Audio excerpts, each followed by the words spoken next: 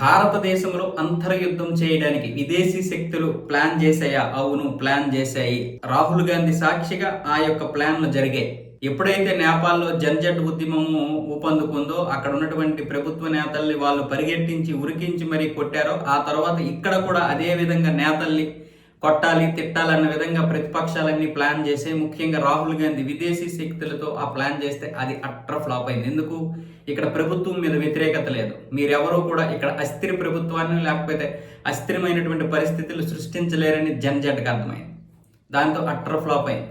ఆ తర్వాత నరవనే పుస్తకం ఇప్పుడు కాదు, అది భారతదేశం గత 2 సంవత్సరాలుగా ప్రింట్ కాకుండా ఆపింది. మరి ఎప్పుడు వెళ్ళింది విదేశాలకి వెళ్ళినటువంటి పుస్తకం ఎప్పుడు ప్రింట్ అయింది? ఆపరేషన్ సింధూర్ తర్వాత అన్ని చకచకా జరిగిపోయాయి. నరేంద్ర మోదీ అమెరికాకి వినకుండా, వాళ్ళు ఎంత సుంకాలు విధించినా రష్యా దగ్గర చమురు కొండమనే కాకుండా ట్రంప్ని ప్రతిసారి వ్యతిరేకిస్తున్నప్పుడల్లా సరే రాహుల్ గాంధీని అడ్డం పెట్టుకుని ఇక్కడ అంతర్యుద్ధం చేయడానికి అనేక ప్రయత్నాలు చేసింది. యుఎస్ ఎయిడ్తో కూడా ఇప్పుడు రాహుల్ గాంధీకి సంబంధాలు ఉన్నట్లుగా తెలుస్తున్నాయి. అనేక దేశాలు ఎందుకు వెళ్ళాడు? వియత్నాం, అమెరికా, ఆస్ట్రేలియా, ఇలా కొన్ని దేశాలు వెళ్ళాడు. గత 10 సంవత్సరాలుగా 59 దేశాలు పర్యటించాడు. ప్రతి దేశం యొక్క వివరణ ఇక్కడ లేదు, కొన్ని మాత్రమే ఉన్నాయి.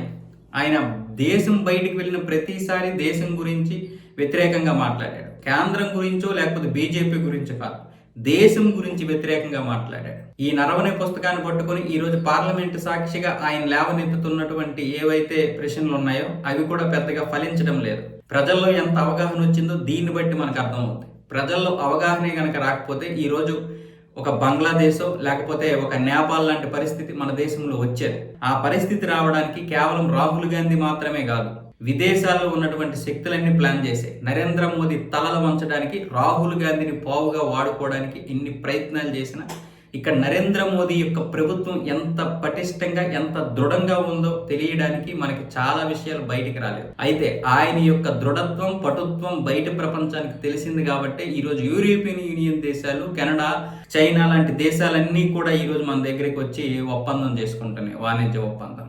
అయితే ఇందులో చైనా లేదా అమెరికా లేదంటే అన్ని దేశాలు ఉన్నాయి. భారతదేశంలో అస్థిరత తీసుకురావడానికి జన్జట్ లాంటి కార్యక్రమాలు ఏర్పాటు చేసి ప్రభుత్వం మీద వ్యతిరేకత రావడానికి, చివరికి కాంగ్రెస్ మహిళా ఎంపీలతో కూడా నరేంద్ర మోదీ పోడియం దగ్గరికి తీసుకొచ్చేసి ఆయనపై దాడి చేయించాలని ప్లాన్ చేశారంటే ఎంత దారుణమైనటువంటి పరిస్థితులు ఉన్నాయో అర్థం చేసుకోండి. విదేశీ శక్తులన్నీ రాహుల్ గాంధీతో కలిసి ఇక్కడ నరేంద్ర మోదీ ప్రభుత్వాన్ని కూల్చేయడానికి ప్లాన్లు జరిగాయి. అందులో ఎటువంటి సందేహము లేదు. రాహుల్ గాంధీ యొక్క మాటలు వింటే మనకి కేవలం వ్యతిరేకత కనిపించదు, ఒక ద్వేషం కనిపిస్తుంది. ఈ దేశం అంటే ద్వేషం, ఈ యొక్క ప్రాంతం అంటే ద్వేషం, హిందుత్వం అంటే దేశం, సనాతనం అంటే ద్వేషం. ఇలాంటి వ్యక్తి పాకిస్తాన్కి ప్రధానిగా చేయడానికి అంగీకరిస్తాడు, కానీ భారతదేశం ముందుకు వెళ్తుంది లేదా భారతదేశం అభివృద్ధి చెందుతుందంటే భరించలేడు.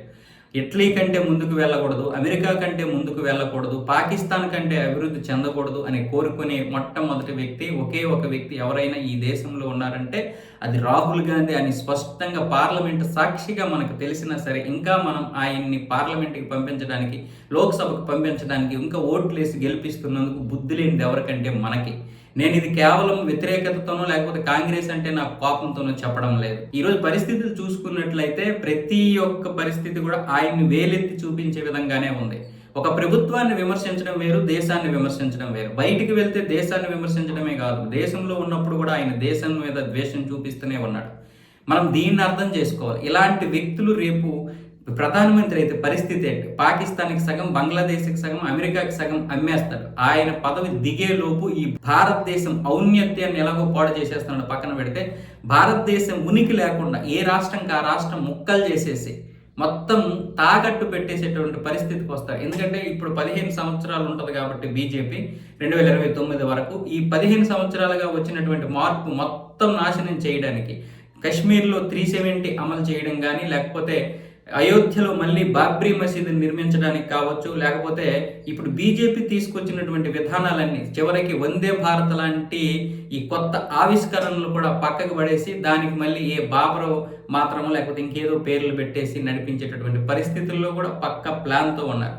ఈరోజు విదేశీ శక్తులతో రాహుల్ గాంధీ కలిశాడు అంటే కేవలం ఆయన్ని ప్రధాని చేస్తాడో లేకపోతే ప్రధాని అవుతామని ఇతను అనుకుంటాడు. కానీ వాళ్ళేంటి, దేశాన్ని అస్థిరపరచాలి, దేశం అభివృద్ధి చెందకూడదు, చైనాతో పోటీ రాకూడదు, అమెరికాకి పోటీ రాకూడదు. అటువైపు అమెరికా, ఇటువైపు చైనా, ఇంకా టర్కీ, పాకిస్తాన్ లాంటి దేశాలు ఎన్నో ఉన్నాయి భారతదేశం అభివృద్ధి చెందకుండా ఉండడం కోసం. దానికి ఒకే ఒక మార్గం, దానికి ఒకే ఒక మార్గదర్శకుడు ఎవరో అయినా ఉన్నారంటే భారతదేశంలో అది రాహుల్ గాంధీ అని వాళ్ళు మొదటి నుంచి కూడా అనుకున్నారు. కాబట్టి ఆయన్నే పోవుగా వాడుకుంటున్నారు. ఈ మూర్ఖుడికి అది అర్థం కాక నేనేదో పెద్ద పోటుగాడిని, తోపుగాడిని, తీతగాడిని అనుకొని పార్లమెంట్లో లేవనెత్తుతున్నటువంటి ఈ యొక్క ప్రశ్నలు చూస్తే మనకు అర్థమైపోద్ది. అయితే ఏంటంటే బీజేపీ మరొక 4-5 సార్లు రావాలన్నా, కాంగ్రెస్ పాతాళానికి పోవాలన్నా రాహుల్ గాంధీ లాంటి వాడే ఇప్పుడు ప్రతిపక్షంలో ఉండాలి. కాబట్టి అదే మనకి మంచి ప్లస్ పాయింట్. కాబట్టి ఇంకా దీని గురించి మాట్లాడుకోకపోతే మంచిది.